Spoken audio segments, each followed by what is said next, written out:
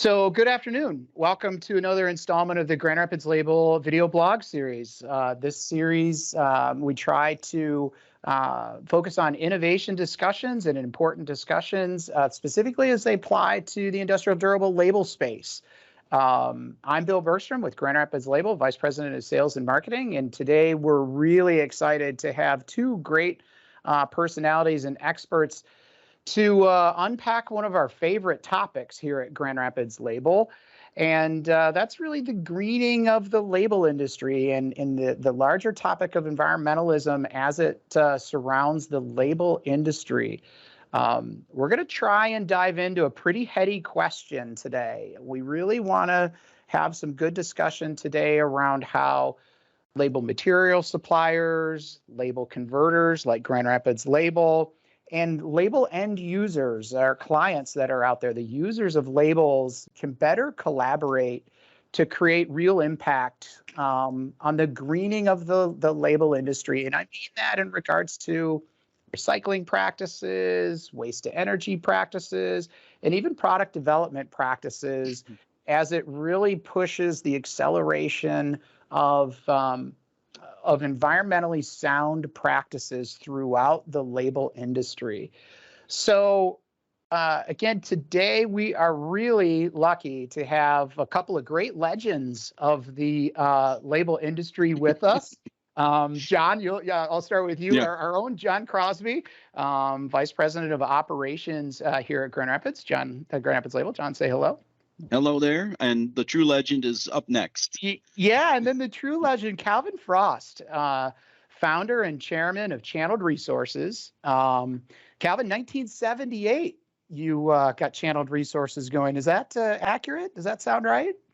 I'm actually 62 years old, Mm-hmm. and I started this company when I was premature, and it just keeps going and growing. Well, that is all the more impressive than Calvin, let alone your contributions to environmentalism in our industry. But Channeled Resources is a great partner of Grand Rapids Label and a global provider of release liner and label roll stock. So what makes these two guys unique and really qualified to create a valuable discussion today is the number of years these two have been focused on improving the awareness throughout our industry of the value of environmentally sound practices, but also doing more than just talk about it and really creating opportunities for true action, again, throughout the label industry. So, amongst your years of doing this, so thank you. From someone that's newer to the label industry for taking leadership roles. The accolades you two have received are significant from the label industry, but again, really qualifies the two of you for helping us unpack a pretty heady subject. So, you guys ready to go? Ready. Feel good about it? Ready. So, if you've listened to these video blogs before, we really kind of look at time frames. So we're going to do the same thing here. We're going to really talk about kind of where we've been, kind of where we are today, and where we're going as it surrounds, again, kind of the overarching topic of label environmentalism and the greening of the label industry. So, again, Calvin, if you don't mind, we'll kind of start with you, right? If you go on your website, I believe it starts around 1984 is where your website calls out some of your early actions surrounding really thinking differently about the connection of the environment and the labeling industry. Where have we been surrounding that conversation in the label industry based on your experiences? Well, Bill, first of all, thank you, and thank you, John, for inviting me to join you this afternoon for a few minutes. Very exciting. As I've followed what John and Will have been doing with Grand Rapids Label over the years, incredibly exciting, a great example for the industry. GRL has just been a super symbol of how to do the right thing. And I'm just delighted to be part of that process. Number two, if you go back into our history and my focus, it was really on recycling. So I started with recycling. And then as the company began to transition into working with non-recyclable materials, such as coated, treated, and laminated papers and films, I began to realize that our industry, and that's all of us, supplier, converter, the brand owner included, really has a significant problem. So if you look at where we've come from, we actually, as much as we praise Stan Avery for creating the technology back in the 30s and 40s, because it was really pre-World War II, what we didn't think about in those days is what do you do with byproduct? You make it, throw it away, that's the end of the problem. And so the transition not only occurred with Channeled Resources and now with Grand Rapids Label, but it also began to transition and change, I would say, in our industry in the, I would say, late 80s, early 90s.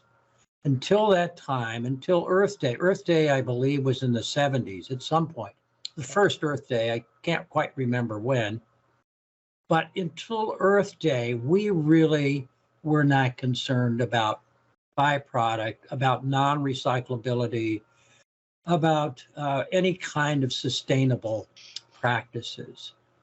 And I think that's the past, that's where we were. And maybe, John, you'd like to add to something, add to that a little bit. So, yeah, thanks, Cal. And the kind words for Grand Rapids Label, thank you very much. I mean, Cal's been a mentor all along the way. Earth Day, 1971, Cal. Okay. So 52 years old. I'll speak some to our journey, right? So Cal precedes us in the efforts. Our journey really started more in 2012 timeframe. I even go before that, 2008, joining TLMI. You know, huge shout out to TLMI and what they represent. Cal was one of the first people we met at TLMI, got us onto the environmental committee. Fast forward to 2012, we're maybe 10% recycling at Grand Rapids Label. And because of the conversations we're having in the industry and the discussions about doing the right things, we met as a shareholder group and started talking legacy for the future. And that's when we determined we needed to put the throttle down, and because this business is going to go on to our kids, and that's what's going to be important to them. So it's a microcosm type story, but I think that's the kind of story we need to have more and more. And it is playing out, right? This next generation is more engaged and more interested and more involved with sustainability. And thank goodness we started in 2012 and very rapidly improved a number of our aspects in sustainability. So, and I think, Bill, as we look at this, we're both on the same page here. If you go pre-1970, I don't think our industry was concerned at all about sustainability, to be very honest. The brand owner wasn't concerned. So then you go through the second part, the second phase, second chapter, whatever you want to call it, where Earth Day begins in 71. And all of a sudden, people are beginning to change, still not in our industry, but all of a sudden there is beginning to be a little bit of a focus on, hey, is it right to throw all this stuff away? A, B, is it right to create this stuff? And we're certainly there today in terms of manufacturing. What is happening is a groundswell with different organizations, ground root organizations, Environmental Defense Fund, Greenpeace, Sierra, you can go on and on. All of a sudden, these organizations are beginning to bloom, and we're kind of on we're the tail. We're the tail. We're not wagging anything yet. Our industry still in its, I'm not going to say infancy, but we're still not mature. And all of a sudden, people are beginning to talk about doing better things. And that's when our company began to transition from recyclables into non-recyclables. And in that transition, I certainly realized that we had a significant problem as an industry. What do you do with all this stuff that we generate? And I'm not even with switching from lights into LED. I'm not going there yet. I'm not going into carbon emissions. I'm not going into clean air and clean water. Just the fact that what do we do with all this stuff? And I'm namely talking about matrix and release liner. And so I began personally to get very involved in that. And as it happened, we were in those days very supply dependent.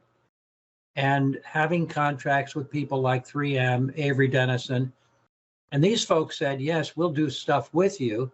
But by the late 80s, early 90s, they were saying, but we'll only do it on one condition. You can't landfill. So you bring this stuff in, you reprocess it, you sell it, but you still end up with about 15%, sometimes 20%, that has no market value at all, whether it's here or in third world countries. What do you do with all this stuff? The volumes are significant. So we began to look at options. And we're not allowed to landfill, mind you. And we had truckloads and warehouse loads of this stuff all over. And finally, we began to realize that the most practical solution, not necessarily economic solution, the most practical solution was energy. And I began to get very involved in that industry, and I am today. But then if you begin to look what's going on with our industry, we're no longer faced or wanting to follow a lineal society, so to speak, lineal manufacturing, lineal focus. We're beginning to think about end of life. And that to me is when, if you go to now 2012, 2011, whatever it was with John and GRL, that's when they began to look at end of life is important to not only us, but to our heirs. And we don't want to leave this Grand Rapids label, entity without any proper solutions. And I think that the neat story is, as we change as an industry, one of the leaders is Grand Rapids label. And I think that's very, very exciting. So again, I'll turn it over to John. Cal, I do want to highlight one thing you said there, the 3M and Avery not allowing you to put things into landfill. I think that's a really important discussion point with where we are today and where we're going. The end users, the OEMs making mandates, and we'll discuss this more. I'm not seeing a lot of that in the current marketplace, but that drove innovation on your part at that time. Well, you really are, what I find fascinating, you really are you have to be so careful with this type of thing. There are political innuendos that go on. How does a corporate entity that's owned this publicly, are they prepared to state we are landfill free? We are minimizing our substrate weight. We are reducing the thickness of product. Once you make these public statements, all of a sudden everybody's saying, is that really accurate? Yeah. Right. So I think that in many cases, the OEMs have to be very careful about what they say, because all of a sudden Walmart, P&G, Kraft Foods, and so on is going to say, is this really accurate? Well, I agree. Be careful, but there's a powerful lever there to discuss. Very much. Maybe that's where we can do a little transition. I love that word greenwashing, right? And as a viewer of this video blog, we're trying to spur thought and maybe provide tools, because again, we don't want to be accused of greenwashing. We work very hard to make sure that any numbers that we publish are very legitimate and very easily backed up. So maybe let's use that concept. You guys have already touched on a couple of, kind of successes that exist where we are today, right? Some things we could celebrate today. Maybe it's a little bit of time here on some waste to energy and where that is today. Maybe that's a little bit of time spent before we get into the tomorrow stuff with where we are today from our suppliers. John, I know you and I can talk a little bit about that. Yeah. But maybe we'll just focus there too. Maybe Cal, for today, where we are today, maybe talk a little bit about waste to energy, because some of the economics are starting to round into shape there, aren't they? Well, Now trucking, let's say, okay, COVID, let's, okay, fair enough. We can have the trucking conversation, but let's maybe park that in general, because hopefully that's a short-term phenomena. You can't really look at today without looking at tomorrow. And the reason I'm making that point is I see a really, really significant political element that is now beginning to take a front stage. And I'm talking about extended producer responsibility. Okay. We now know that there are 2 states that have legislated some form of EPR, Oregon and Maine. There are now 19 other states in the US, 19 states that are at one point or another in considering legislation, not in considering EPR, actually putting legislation on the docket to say to the OEM, you are going to be held responsible for any byproduct that you generate. So go forward with that. And by the way, I should also have mentioned Canada. You definitely have EPR very close to being legislated in BC, British Columbia. You have the province of Ontario that is definitely considering it. That may happen this year yet, certainly 2023. So think about what this is doing to a company like 3M, Avery Dennison, Raflatac, our OEMs in our business.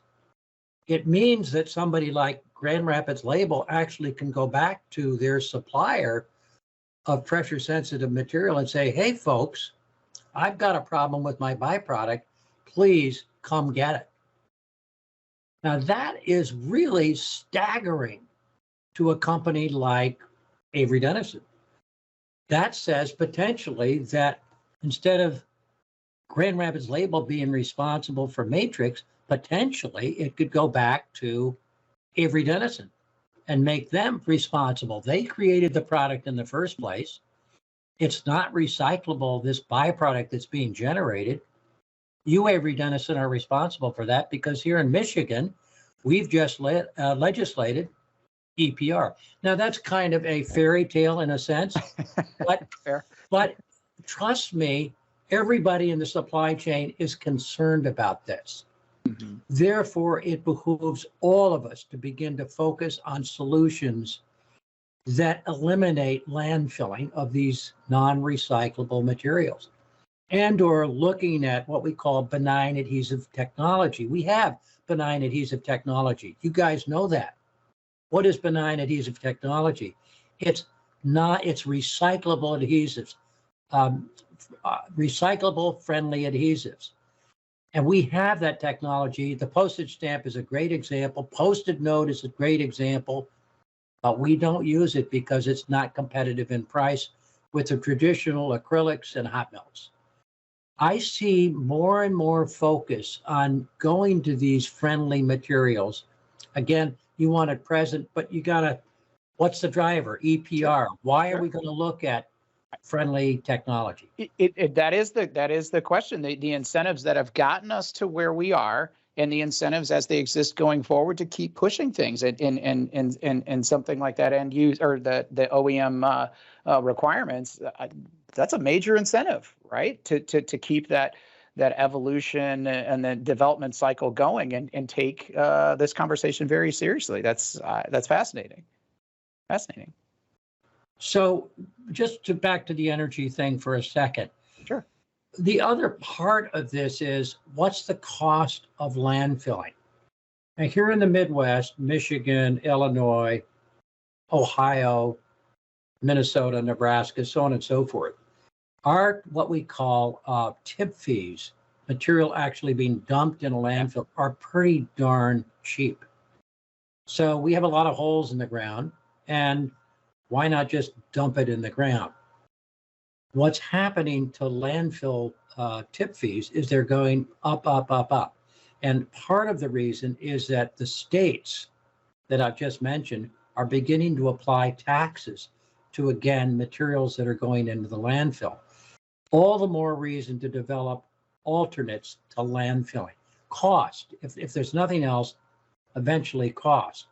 Now in Massachusetts, the average cost of landfilling is approaching $150 a ton. Now that's just the landfill tip fee. does not include transportation to and from the landfill, does not include an environmental tax, does not include potentially a rental fee for the compactor. California is the same way. So these two extreme cases, East Coast, West Coast, you have these really high costs of landfilling. That is going to drive change. There is no question it's happening today. John, do you want to just expand on Well, even how that's affected us, right? We've made some decisions even in light of the transportation costs that that Cal refers to. Yeah, let's make it really tangible. We're fortunate enough to have waste to energy here in the Midwest, up at Convergent and Green Bay, and it's, let's say it's $20 to $40 a ton to tip there versus $100 a ton to tip in Michigan for landfill. So just the economics alone, it's a lot less. Now throw in freight, it might be $50 a ton. We're roughly cost neutral. We might be a little bit ahead, something like that. And Convergent and Cal, I know you've been a part of that too, that they've done the greenhouse gas effect, and the carbon impact that we've made is less by going to waste to energy by a significant amount. Maybe 30% of the greenhouse gas effect of landfilling all that material. So there it can be done. Now this is where present and future collide. We need more outlets like that throughout the country. Convergent's a great success story, and there are places around with cement kilns and other waste to energy facilities. But the financial side can make sense, and it has for us. Yeah, I think we always go to what's it cost? What's it cost? The typical converter, whether they're Midwest or East Coast or wherever, the typical converter says, I really want to be green. I want to be sustainable. I don't want a landfill. What's it cost? They're not willing to shoulder any kind of additional cost to be sustainable. Now, that's the fascinating thing, because eventually, as I mentioned, either it's going to be cost of landfill or it's going to be legislated EPR. They're going to be forced to look at alternatives. And I have preached, why wait? Why aren't we being proactive? Mm-hmm. Why aren't we making our industry better? I mean, again, let's look at the industry in general, not just Grand Rapids Label or Channeled Resources. Look at the industry in general. I think we put our industry at risk if we are not proactive with these alternatives to landfilling. I'm totally convinced of it, because now you're going to look at the brand owner, P&G, Walmart, they have scorecards. And the scorecards dwell on, what are you doing with your byproduct? How are you, operating from a sustainability point of view? What's your cost of energy? What kind of energy are you using? I think this is all part of where we're going as an industry. I want to mention one other thing. The one thing that Convergent has done, and I don't mean to toot their horn, they spent a ton of money on what we call LCAs, life cycle analysis. And so if Grand Rapids Label ships something from Grand Rapids to Green Bay, they've actually studied and formulated what the carbon footprint is to make that transportation move, point A to point B, versus landfilling in Michigan, someplace in the Grand Rapids area. And it's significantly different. The carbon footprint is less, including transportation, by sending it to Green Bay and putting it into an engineered fuel and burning it in a solid fuel boiler and making renewable energy out of that. The carbon footprint is less to do that than it is to landfill it and create methane gas. So at the end of the day, what I think these energy relationships mean for us as an industry is we actually have a chance to do a better job, to be a better environmental citizen by making these changes. The cost of making the changes is not easy. Look what Grand Rapids Label has done. they have to store for 40,000 pound truckloads. That means they have to have the room. Where do they put all this stuff? How do they package it? Do they buy a baler? Some of these balers are expensive. If I'm generating 100 tons a month of matrix, that's 5 trucks, 5 20-ton truckloads. How do I package it so I can get it easily from point A to point B? There's so many different pieces to this. And by the way, every time you talk to someone, there are roadblocks here, there. Everybody puts roadblocks up. So Why? I don't need to do it. So let's actually kind of wrap today up right there, Cal. I think you said something that, right, we haven't been talking for a very long period of time, and we've covered a ton of ground and asked a lot of questions and given, I think, the listener a lot to think about. If we can, before we sign off here, in the interest of kind of that where are we going and what's ahead, is there an opportunity to distill some of what we're talking about to, this is a super cliched, but kind of low-hanging fruit? Like, is there a question or two, Calvin, in your experience that you've seen asked within organizations that triggers kind of the 200 level question, or even or even just accomplishing something at the 100 level? Is there a question or two an organization listening to this could ask themselves to really spark meaningful conversation internally, right? Because there's lots of things, there's lots of roadblocks and all of that. But if you could can you distill it down that way, Calvin, and come up with one or two? And John, I'd ask you the same question. We'll let Cal go first. I think the real question is, what's it going to cost me to do a better job for my company, for my employees, for my customers, for my community? Okay. What's it going to cost in terms of time and energy and focus and money? Is it worth me doing that? Aren't I a better company when I make these changes and make provisions for doing a better job? And I think that would be the question that I think comes to everybody's mind. What is the cost?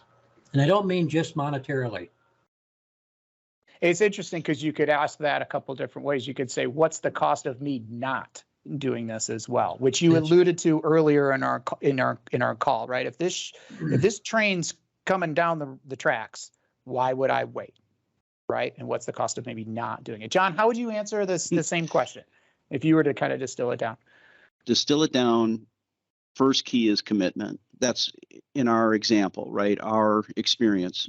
Once we were committed, the light bulb went off, and it was at the ownership level. We were committed. Then we started tackling the roadblocks. We started knocking them down. I would always recommend for people starting the journey to start with landfill. And we're talking quite a bit about landfill here. There are many other avenues to take, but landfill, to me, primes the pump. It's very much in your control, or I should say landfill avoidance.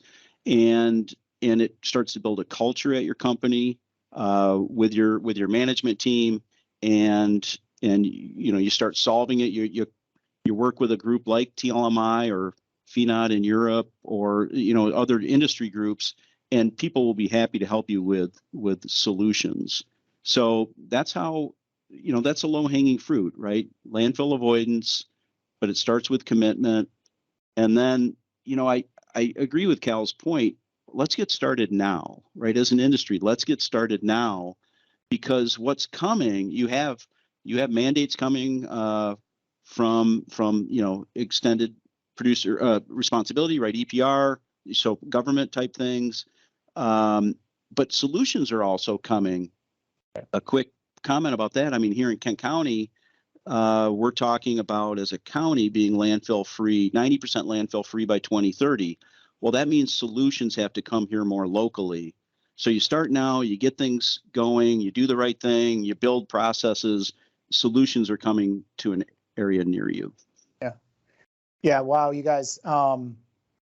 Fantastic. I read the tons to this conversation. Both you guys are amazing resources. And again, the accolades you've received along your career arcs for being that resource and being those advocates for this conversation are incredibly well deserved. So thank you. It's as to be a part of Grand Rapids Label and understand how important it is to us is important to me.